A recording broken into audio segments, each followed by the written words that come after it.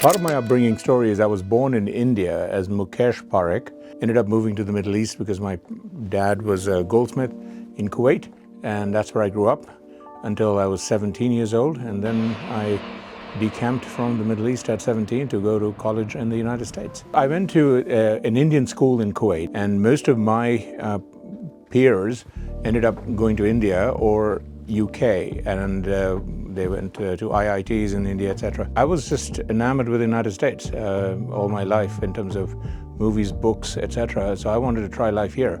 So I ended up in Auburn, Alabama as an undergrad in finance. Those 3 years at Auburn, Alabama were among the best in my life. I found the people in America and people in Alabama just amazing and very warm and friendly, and I made some amazing friends and relationships. The other thing was, because my dad was paying my way through, we didn't have the financial means for me to go back every year. So from 17 to age 20, I basically did a 4-year curriculum at Auburn, Alabama in 3 years. I didn't even know what an MBA was, and a finance professor at Auburn, Alabama, Naval Mudani, took interest in my education, and he said I had to have an MBA. I ended up at Chapel Hill, North Carolina, and I ended up basically doing it because for 2 years at grad school with 3 years in undergrad, I thought I was getting 2 degrees for the price of 5 years in school, and that was the logic of going to getting an MBA.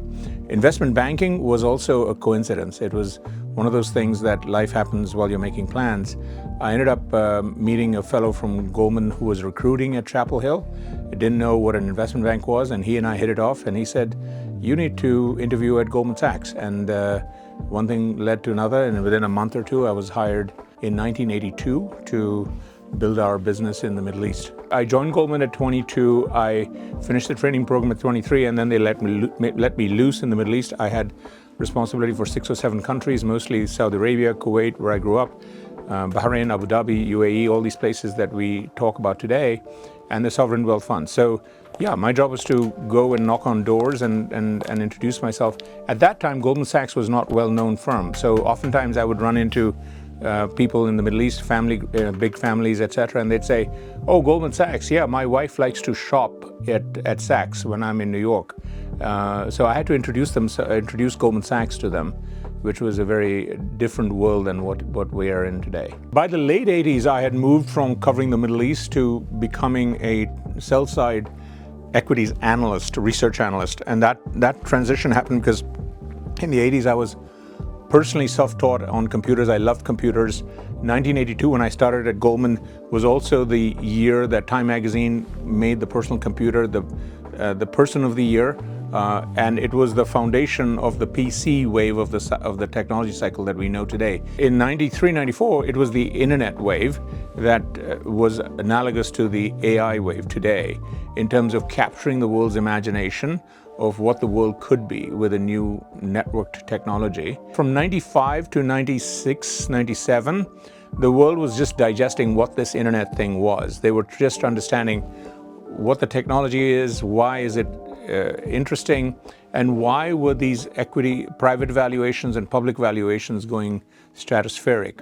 And there weren't enough metrics to understand. When we took Yahoo public in 95, it was a company with barely a few $1 million in revenue, insisting on having an exclamation point at the end of the name, and very, very young. So there were no metrics to figure out what the valuation. So the challenge was to explain the potential of the internet to institutional investors of the firm around the world, and also get them comfortable with the barely emerging metrics on how to evaluate these companies and measure them. By 97, 98, after everything was going to the moon and everyone was convinced that the internet was going to be a big thing, then the challenge was opposite. Every company in the world wanted to be called an internet company.